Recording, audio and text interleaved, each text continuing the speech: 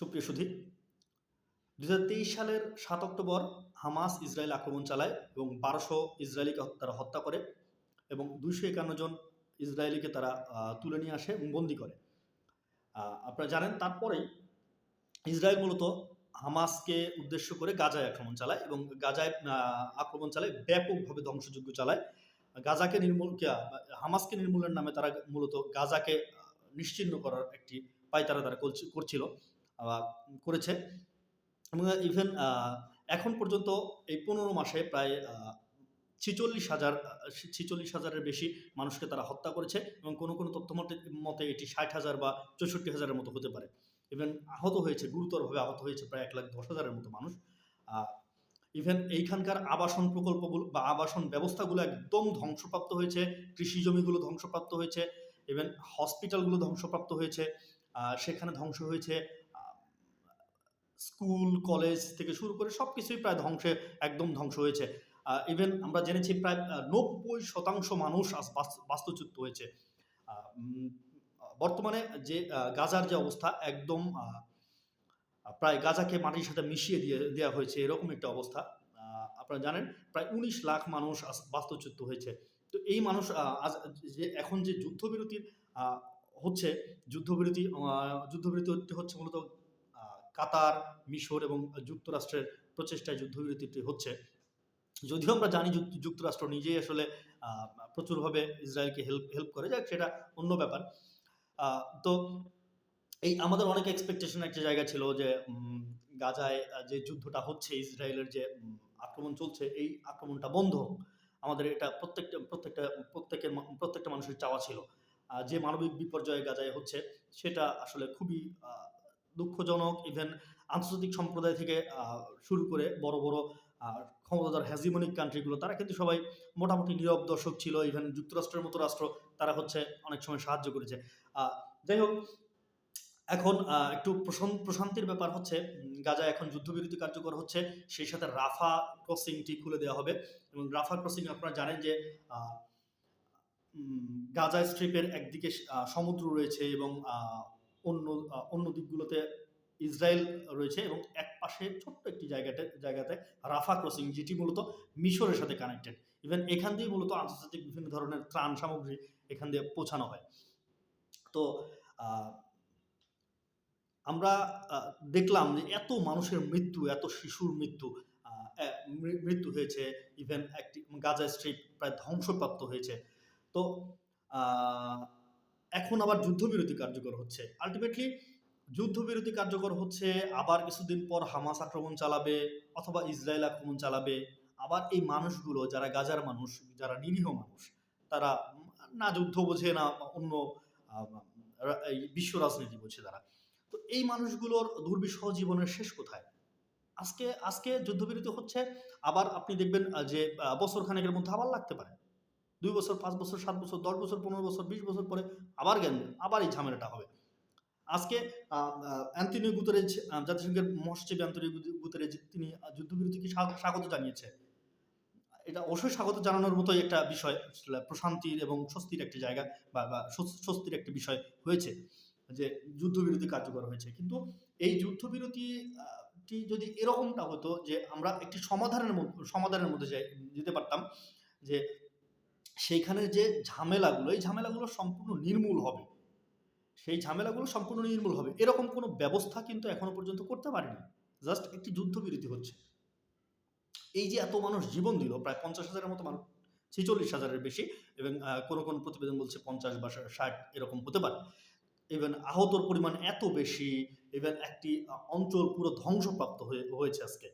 তো এরকম একটি অবস্থা কিন্তু এখনো পর্যন্ত এক্সাক্ট কোনো সমাধান কিন্তু আমরা পাইনি।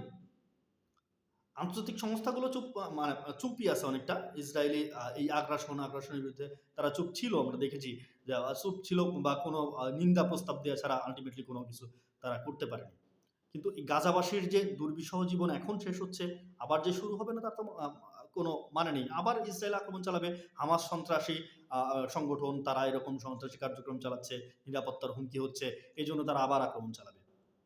আমি ভেবেছিলাম হয়তোবা এখান থেকে এই যে 15 মাস ব্যাপী যুদ্ধ চললো, তো ভেবেছিলাম হয়তো আরো কিছুদিন যুদ্ধ চলতে পারে, যুদ্ধ চলে হয়তো বা এই এই ইসরায়েল প্যালেস্টাইন যে সমস্যা, এই সমস্যাটার সমাধান হবে, কিন্তু এখনো কোনো সমাধান নেই। এটার সমাধান হতে পারে দ্বিরাষ্ট্রভিত্তিক সমাধান হতে পারে। তো দ্বিরাষ্ট্রভিত্তিক সমাধান হলে আমরা জানি যে গাজা, একদিকে গাজা আর একদিকে পশ্চিম তীর। পশ্চিম তীর বলতে ওইটাও প্যালেস্টাইন আর কি, যেটা হচ্ছে আপনার আমরা জেরুজালেম বলতে চিনি যে অঞ্চলগুলো, এই অঞ্চলগুলো মূলত পশ্চিম তীর নামে পরিচিত। তো সেখানে সরকার আছে, সরকার ব্যবস্থা রয়েছে, কিন্তু গাজা হচ্ছে মূলত হামাসের নিয়ন্ত্রণে।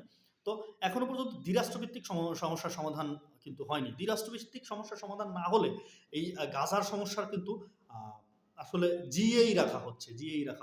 এটা হয়তোবা ইসরায়েল রাখছে, অথবা যুক্তরাষ্ট্র রাখছে, বা অন্য কোনো দেশ রাখছে, বা অন্য কোনো সংস্থা রাখছে, তাদের ব্যক্তিগত স্বার্থে হতে পারে, বা অন্য কোনো কারণে হতে পারে। কিন্তু এই যে মানুষের দুর্বিষহ জীবন, এই দিকে কিন্তু আসলে কারো কোনো ভ্রুক্ষেপ নেই। এই যে ৪৬,০০০ মানুষ মারা গেল, বা কারো প্রতিবেদন হচ্ছে ৫০ বা ৬০ হতে পারে, বা ৬৪ হতে পারে, যাই হোক হোয়াট এভার, কিন্তু এই যে বিশাল নাম্বারের একটি জনগোষ্ঠীকে তারা হত্যা করলো, যে এই হত্যার মানে ফলস্বরূপ কি শুধুমাত্র এই যুদ্ধবিরতিটুকু, এই এতটুকু?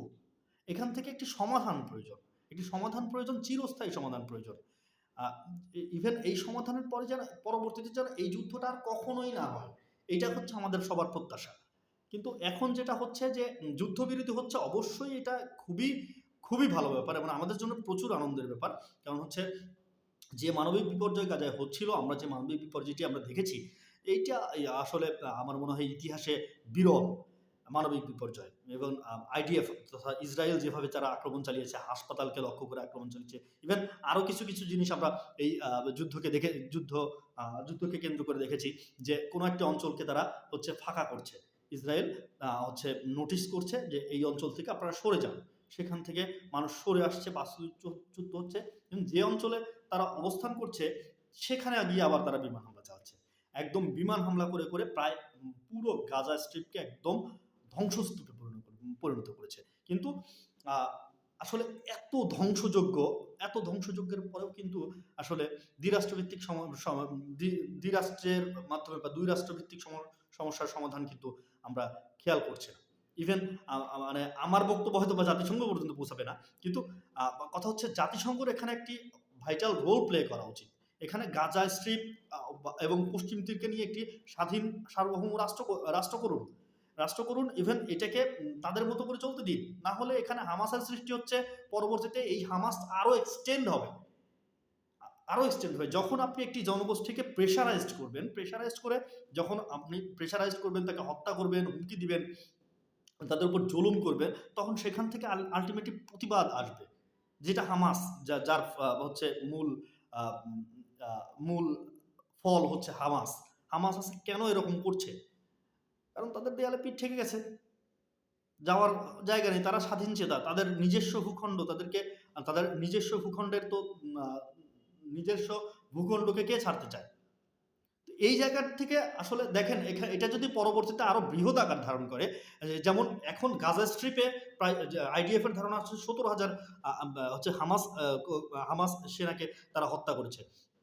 এই 17,000কে হত্যা করেছে, জানি না এটার সত্যতা জানি না, হয়তো বা এই সংখ্যাটা কিছুটা কম হতে পারে।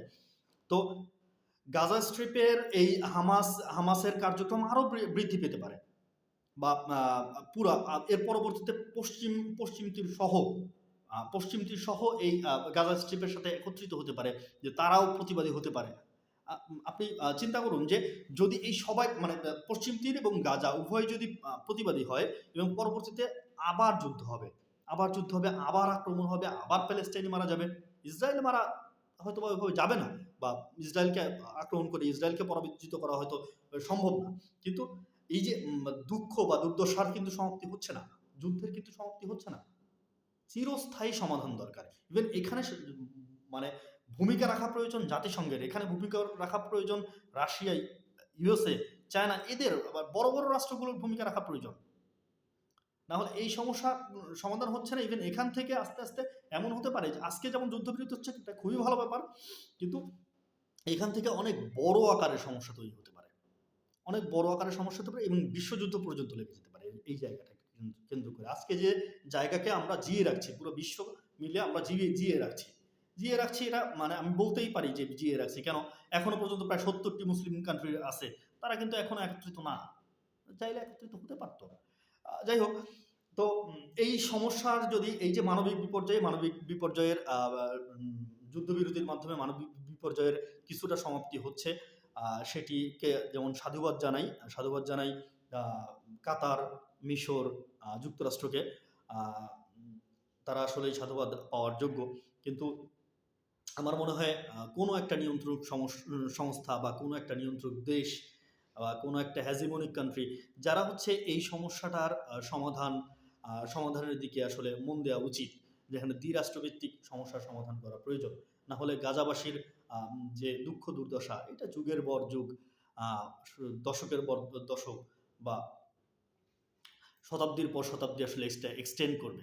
সেটা গাজাবাসীর জন্য যেমন ভালো ব্যাপার নয়, সেটা ইসরায়েলের জন্য থ্রেট, আবার বিশ্ববাসীর জন্য একটি চোখের যন্ত্রণা বা মনের যন্ত্রণা। আমাদের কাছে এই যে গাজার যে দুঃখ বা দুর্দশা, এটি দেখতেও আসলে খুবই কষ্ট লাগে। বিশেষ করে যে শিশুদেরকে যে হত্যা করা হয়, একটা জেনোসাইড যেটাকে বলা হয়, যে একটা জাতিকে ধ্বংস করতে হলে কিছু ব্যাপারের দিকে হচ্ছে মূলত ফোকাস করা হয়। যেমন সেই দেশের নারীকে তুমি নারীকে আপনি হচ্ছে ধ্বংস করতে পারেন। সেই দেশে কোনো নারী থাকবে না। নারী না থাকলে তার সন্তান উৎপাদন হবে না, জাতি ধ্বংস হবে। অথবা শিশুকে হত্যা করা যেতে পারে। শিশুকে হত্যা করলে সেই জাতি হচ্ছে একদম নির্মূল হবে, যেটা ইসরায়েল করছে। নারী এবং শিশু উভয়কে তারা হত্যা করেছে। ইভেন আর একটা কাজ করা যেত, বুদ্ধিজীবী হত্যা, যেটা আমাদের দেশে হয়েছিল 14 ডিসেম্বর, যাই হোক 71-এ। তো এভাবে একটা দেশকে পঙ্গু করা যেতে পারে। গাজা আজকে প্রায় পঙ্গু হয়ে গেছে, এবং গাজাকে যদি পুনর্বাসন করা হয়, এবং প্রায় 10 বছরের বেশি সময় লাগবে হচ্ছে এটাকে পুনর্বাসন করতে, গাজাকে পুনর্বাসন করতে। তো পুনর্বাসন পুরো বিশ্ব মিলে আমরা পুনর্বাসন করলাম গাজাকে, কিন্তু আবার ইসরায়েলে আক্রমণ করলো। লাভটা হলো কি আলটিমেটলি? এই জায়গাটার দ্বিরাষ্ট্রভিত্তিক সমাধান প্রয়োজন। ইভেন এখানে এগিয়ে আসা প্রয়োজন হ্যাজিমনিক কান্ট্রিগুলোর, এখানে এগিয়ে আসা প্রয়োজন আঞ্চলিক এবং আন্তর্জাতিক সংস্থাগুলো, যারা এই সমস্যার সমাধান করতে পারবে।